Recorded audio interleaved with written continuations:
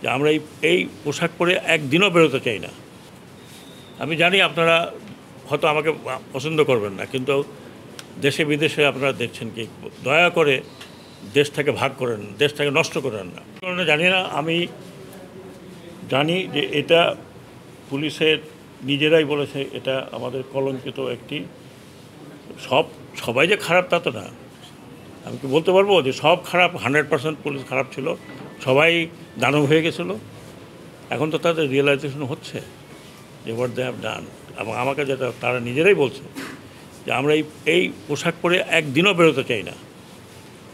তারপর আইজি সাহেব আমরা বললাম যে ভাই এটা একটু বললেই তো হবে, একটু সময় লাগবে।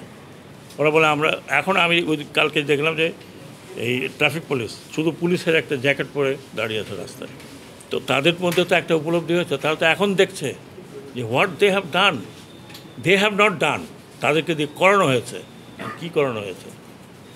আমি জানি আপনারা হয়তো আমাকে পছন্দ করবেন না, কিন্তু দেশে বিদেশে আপনারা দেখছেন কি, দয়া করে দেশটাকে ভাগ করেন, দেশটাকে নষ্ট করেন না।